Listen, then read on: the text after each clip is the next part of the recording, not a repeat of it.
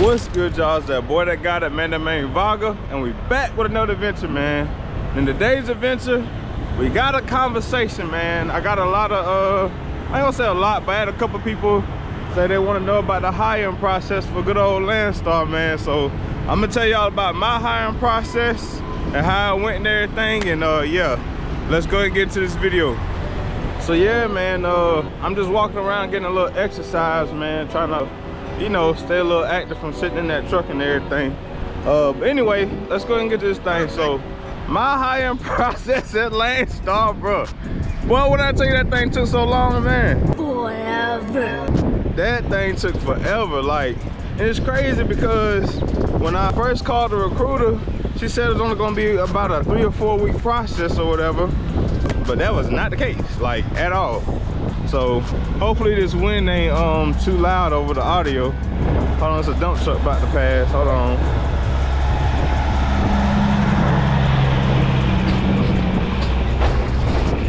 But yeah, like I said, I called the recruiter and everything was so smooth at first, y'all. Like, everything was so doggone smooth. I sent her the application and everything. She sent me the link and all that stuff through email. Got all that filled out. And like literally the next day, she called me and said everything was looking good and stuff. So I'm thinking, okay, you know, this thing gonna be kind of quick or whatever. Psych! And at that point in time, I haven't got the truck yet from Lone Mountain, so I didn't have the truck. And I also did not have my hazmat. That's a whole nother thing. Them folks were looking, sorry.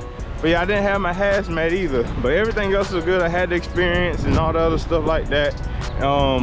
They sent like I guess like a business questionnaire too, to make sure your math is mathing. So I did all that. And then so she was basically like, okay, well, while we continue to work on your application process, go ahead and start working on your hazmat, get that knocked out the way, and also continue to work on getting the truck. Because I told them that I had an idea where I was gonna get it from, but I wasn't quite sure yet. It was between like 2 spots, Lone Mountain and a place called Select Trucks. Some of y'all might know about that. But anyway, so that's what I was doing, man. Working on my hazmat, working on all that stuff. I'm going back and forth with Lone Mountain and Landstar to make sure everything is good to go.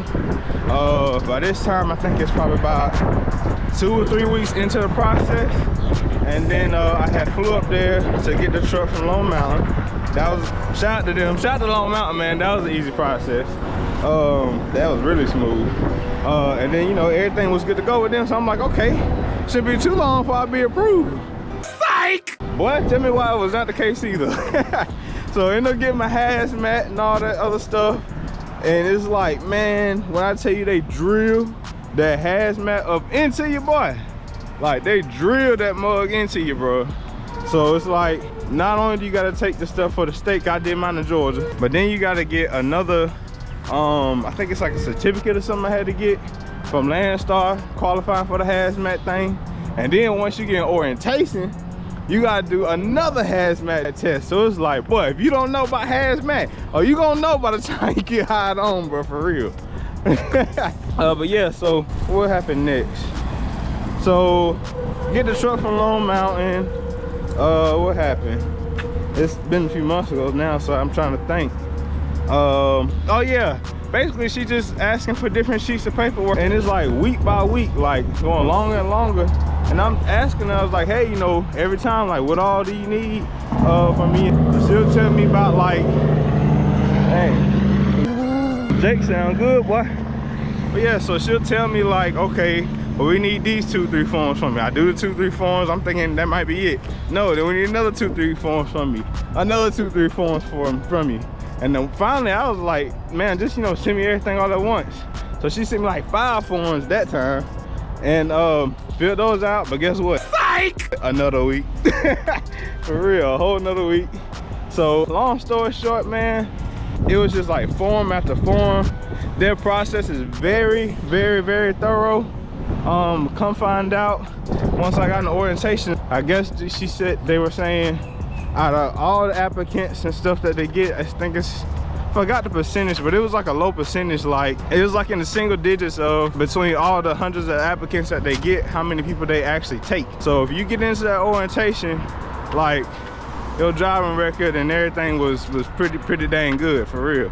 So It was like week after week after week, and it sucked because I actually had another opportunity to make some money. It wasn't even driving related, but they sitting there telling me, you know, okay, it's gonna be this week, it's gonna be this week. So I didn't want to start that new venture, you know, because I'm thinking I'm about to go start driving trucks again. And man, I wish, hindsight 2020, like, I wish I would have went ahead and just did it.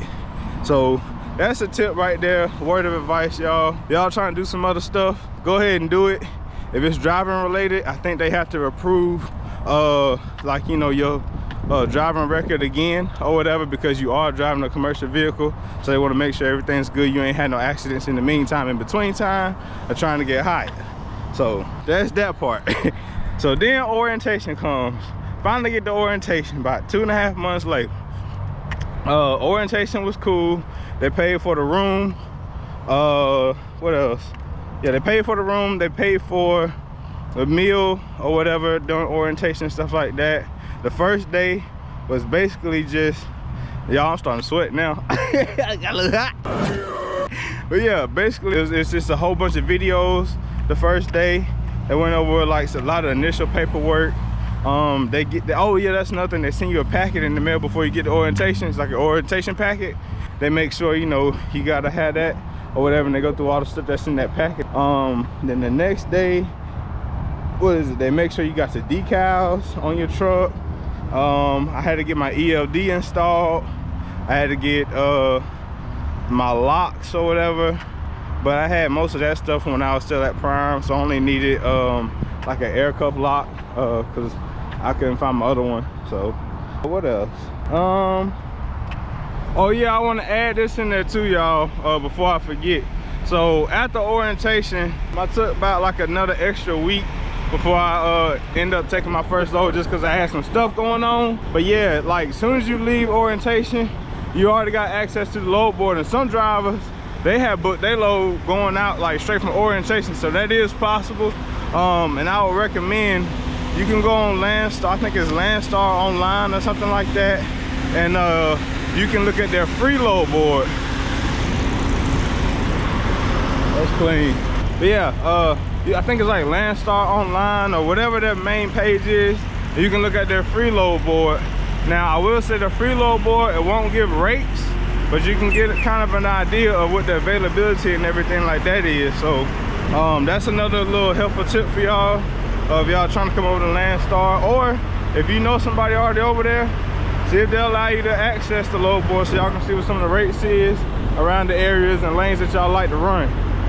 Yeah, just want to throw that out there too, man. That's another tip I wish I would have did before going over and the orientation stuff like that, because they explain it, but it's just a lot of information all at once. And so if you can kind of get a jump head start on that type stuff, it just helps you out that much more, man. So yeah, just want to add it in there real quick. Let's get back to the video. Yeah, I think that's pretty much it, man. It's just the main thing with them, stay on them, y'all. Stay freaking on them. And I don't know if it's true or not. I heard a driver tell me, it's another Landstar driver. He said his process had took a while, and he had been driving with Landstar for like 4 or 5 years. But he said from what he heard is, and I don't know if it's true or not, but he said, you know, they try to prolong it to see if you can really last, like financially. Because you know how it is in trucking. 1 week, you know, might be good, and next week might be down, and you gotta have some savings and reserves. And especially if you're about to go into business, you got to have some savings and reserves or whatever. So he said they kind of do that to make sure, you know, your finances are straight, you can kind of hold your own and be stable. So I don't know how true that is, but if it is true, I understand. I can't blame them. You know, that's a risk that they taking and put you on their authority and stuff like that, and they don't want, you know, just a whole bunch of people going in and out for no reason. So yeah, I think that pretty much covers it, man. Like I said, just stay on them, y'all, and you know, have a clean driving record. I guess some tips that make it go smooth, in my opinion. Go ahead and get your hazmat, and go ahead and get your truck situation settled. With Long Mountain, they work with Landstar, so if you want to get your truck from over there, which I recommend, like I said, I had a good experience with them, you know, you can, they're a little more lenient, like, because they literally work hand in hand or whatever. So they're a little bit more lenient on that or whatever, and you can kind of not have your truck situated and still be able to come on board pretty smoothly.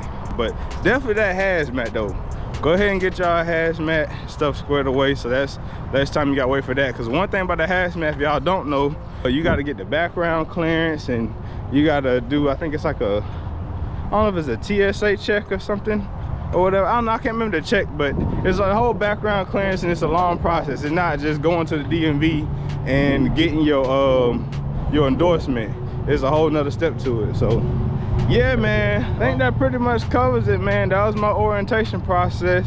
I hope the video could help some of y'all or whatever. I don't know if I had a clip in here or not from when I first went in, but if I do, I add it into the video or whatever. But yeah, I'm gonna finish up my walk, bro. And with that being said, y'all make sure y'all like, comment, share, and subscribe. And your boy Vaga is out, man. Peace.